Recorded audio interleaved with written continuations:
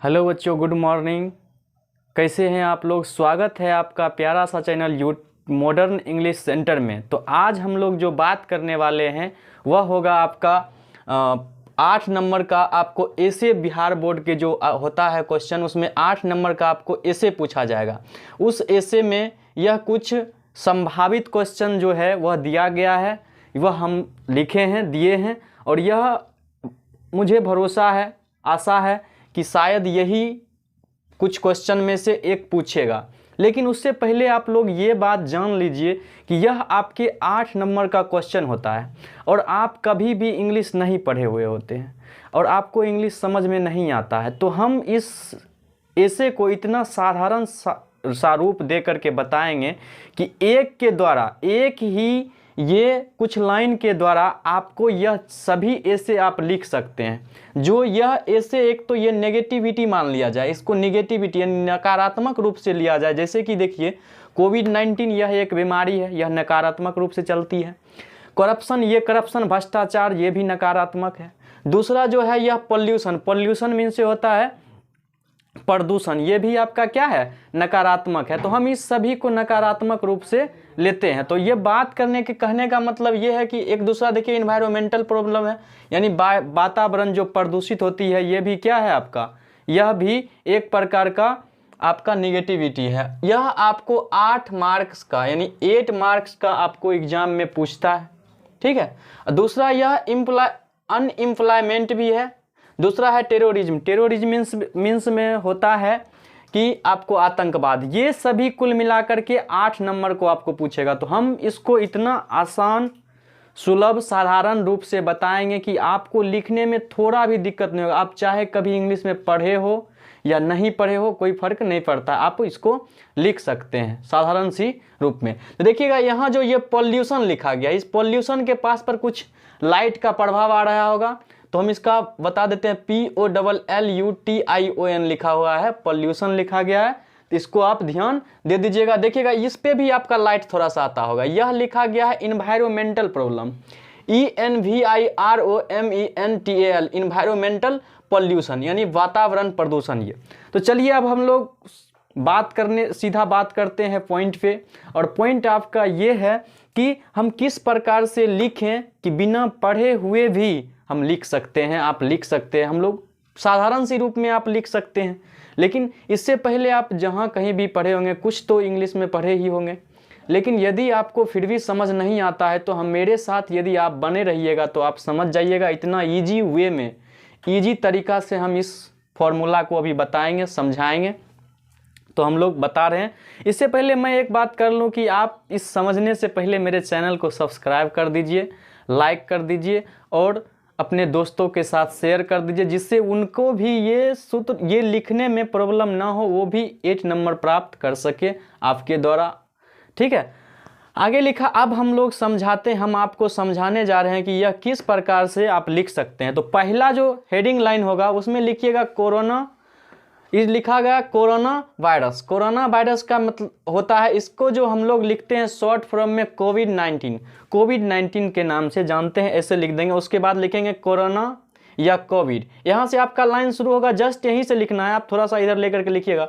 तो लिखिएगा कि कोरोना या कोविड-19 is a very dangerous for people, यानी कोविड-19 जो बीमारी है वह लोगों के लिए बहुत ही क्या है, खतरनाक साबित होता है, यानी बहुत ही खतरनाक होता है। आगे लिखा गया है इट मीन्स यह, डायरेक्टली यानी डायरेक्टली पूर्ण रूप से, अफेक्टेड प्रभावित करता है ह्यूमन को। यह पूर्ण रूप से मानव को क्या कर देता है, प्रभावित कर देता है, मानव जाति को यह बीमार कर देता है।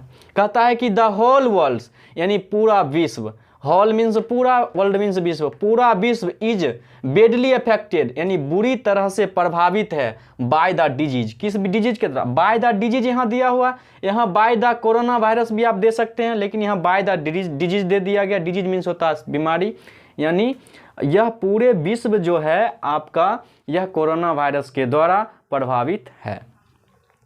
कहता है इट्स ईयरली, यह जल्द ही symptom are similar to flu, यह एक प्रकार की ऐसी बीमारी है जो फ्लू के समान ही यह क्या करता है, इसका भी लक्षण होता है। सिम्पटम मीन्स होता है लक्षण, यानी सिमिलर मीन्स होता है समान, तो फ्लू के समान ही इसका भी लक्षण होता है। जैसे फ्लू हमें फैलता है उसी प्रकार से ये भी फैलता है, कोरोना वायरस भी। आगे लिखा गया आफ्टर के बाद कोरोना पर्सन्स हैव फीवर। देखिएगा इसके बाद क्या होता है कि कोरोना पर्सन जो होता है, कोरोना के जो बीमार होते हैं, जो लोग होते हैं, पेशेंट होते हैं, वह देखिए उसके बाद फीवर आ जाता है, कोल्ड मीन्स खांसी आ जाता है, ब्रीथिंग प्रॉब्लम यानी ब्रीथिंग डिफिकल्टी होता है, सांस लेने में उनको दिक्कत होने लगता है। तो उसके बाद ETC और बहुत सारे बात हो सकते हैं। लिखा गया है कि corona virus separate very easily, corona virus जो है वह बहुत ही इजली रूप से फैलता है, बहुत ही इजली रूप से फैल जाता है, पता भी नहीं चलता है। और आगे लिखा गया है एंड नो मेडिसिन, और इसका कोई मेडिसिन भी नहीं है, हैव बीन फाउंड, और इसका कोई मेडिसिन अभी तक क्या हुआ है, बना भी नहीं है, अभी तक नहीं बना है। आगे लिखा गया है कि द केसेज ऑफ कोरोना, कि कोरोना का जो केसेज है, कोरोना का जो पेशेंट है, are increasing day by day, यानी इंक्रीजिंग मीन्स बढ़ रहा है, दिन प्रतिदिन कोरोना का जो पेशेंट है वह बढ़ ही रहा है। लिखा गया है कि दीज आर सम स्टेप्स, ये कुछ स्टेप्स हैं, किसका, कोरोना का है, that can protect our self from it.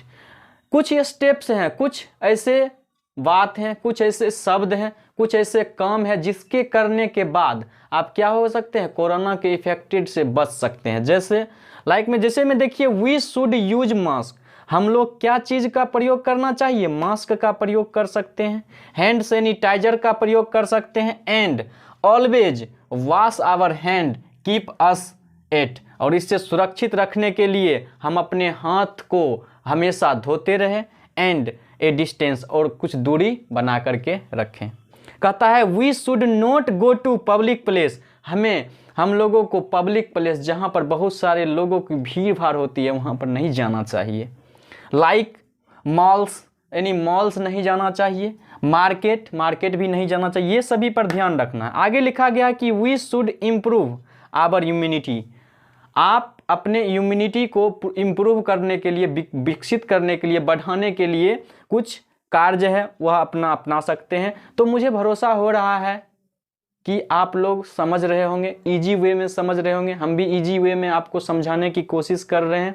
यदि आपको थोड़ा भी यह डिफ़िकल्टी लगे तो आप हमें मैसेज के द्वारा, कमेंट के द्वारा आप बता सकते हैं कि यहाँ मुझे प्रॉब्लम है, तो हम उसको सुधार करेंगे, आपको बताएंगे फिर से। आगे लिखा गया और इस वीडियो को आप जितने बार देखिएगा, इसे लिखने की ज़रूरत नहीं है, बस 2-3 बार 4 बार देख लीजिएगा, आप खुद समझ जाइएगा कि, और खुद लिख सकते हैं, इसको सब याद करने की ज़रूरत नहीं पड़ेगी।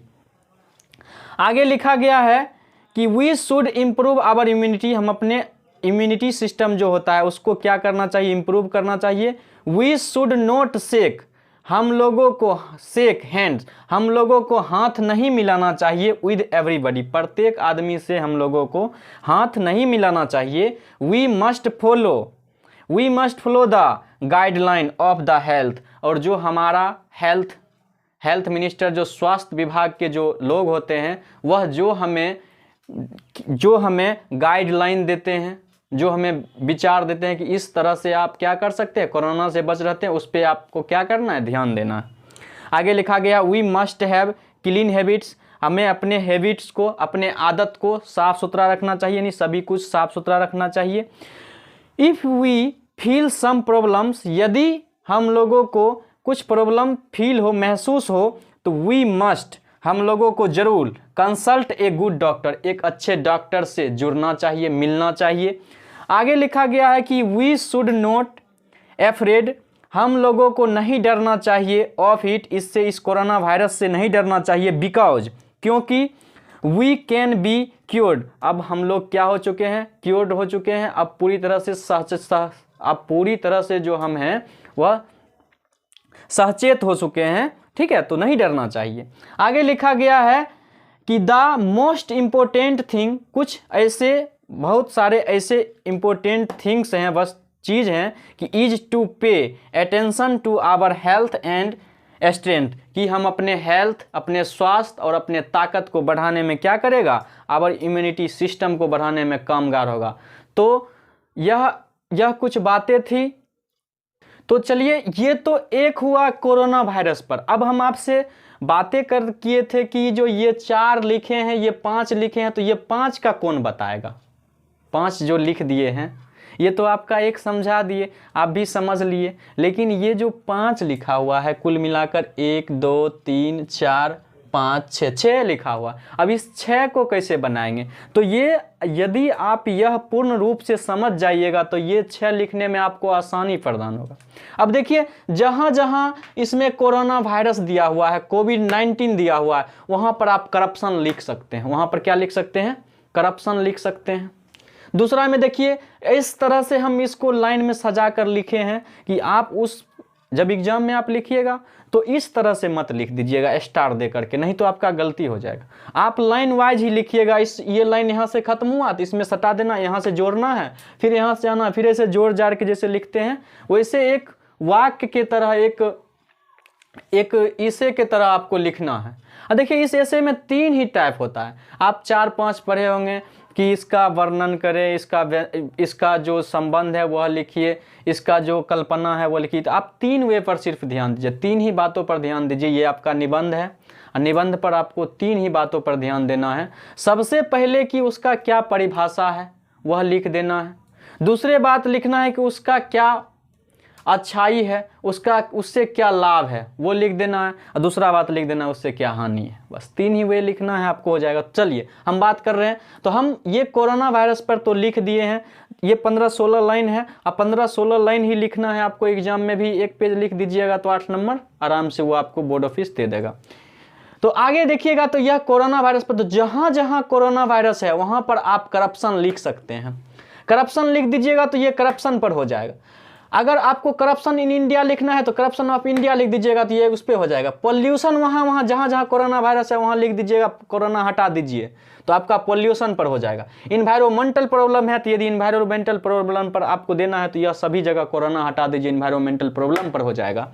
आगे लिखा गया है कि अनएम्प्लॉयमेंट में कुछ साधारण सी बात है, लेकिन इसमें कुछ समझा करके लिखना पड़ेगा। लेकिन टेररिज्म जो है यह भी आप इस पर बैठा करके लिख सकते हैं। यानी आपका यह कुल मिलाकर 1 2 3 4 5 6, 1 याद करने से आपको कितना फायदा होने वाला है, 6 लिख सकते हैं, निश्चिंत रूप से लिख सकते हैं 6 का 6। हम एक बात बताते हैं, चलिए अब समझते हैं कुछ लाइनों के द्वारा। तो लिखा गया कि कोरोना वायरस यानी corona virus is a very dangerous of people. तो आप ये भी लिख सकते हैं करप्शन, यानी भ्रष्टाचार जो है यह लोगों के लिए बहुत क्या है, लोगों के लिए बहुत ही खतरनाक है। कहता है इट, इसमें देखिए कुछ है ही नहीं, तो इट डायरेक्टली अफेक्ट ह्यूमन, यह भ्रष्टाचार भी हो है वह मानव को क्या करता है, इफेक्ट करता है, प्रभावित करता है। कहता है द होल इंडिया, अभी जैसे ही इंडिया का देना है तो यहाँ पर पूरा नहीं देना है, सिर्फ इंडिया दे देना है। The whole India is badly affected by the disease नहीं देना है, करप्शन दे देना, करप्शन। यहाँ पर डिजीज, जहाँ भी डिजीज आ जाए या कोरोना वायरस आ जाए, इस दोनों को हटा देना है, उस जगह पर ये लिखना। अब देखिए पॉल्यूशन की हम बात कर लें तो pollution is a very dangerous for people, यानी पॉल्यूशन जो है लोग के लिए खतरनाक है, बन रहा है ना। देखिए इज डायरेक्टली अफेक्ट ह्यूमन, यह मानव को प्रभाव करता है, पॉल्यूशन जो है प्रभावित करता है ना। तो चलिए आगे जो है देखिए, यह आपका इन्वायरमेंटल वातावरण प्रॉब्लम जो है is a very dangerous for लोग पीपल्स, यानी लोगों के लिए यह भी दुर्लभ है। तो इसी तरह से आपको भी क्या करना है कि ये जितने भी बातें हैं, ये सभी बातें, ये इतना ही लाइन में ये 5-6 आप लिख सकते हैं। तो एक के द्वारा मुझे ऐसा नहीं लगता है कि आप लोग, कोई भी टीचर या कोई भी शिक्षक आपको ऐसे समझाए होंगे कि एक में ही 6 लिखा जाएगा, ये नहीं बताए होंगे। ये आपके लिए नया होगा, तो नया होगा तो दोस्तों के साथ शेयर कीजिए, जिससे मेरा क्या हो, उत्साह बना रहे। यदि हमें उत्साह बना रहेगा तो हम इसी प्रकार के और बहुत सारे वीडियो को लाते रहेंगे और आपको फ़ायदा देते रहेंगे। तो भरोसा करते हैं कि यह वीडियो आप लोगों को बहुत अच्छा लगा होगा, सुंदर लगा होगा और यह आपको 8 नंबर दिलवाने में सहायता प्रदान करेगा। तो आप सहायता जब आपको मिल गया है तो मुझे भी सहायता मिलना चाहिए। तो आप इस वीडियो को शेयर कर दीजिए, कमेंट में हमें बताइए कि यह कैसा लगा। धन्यवाद।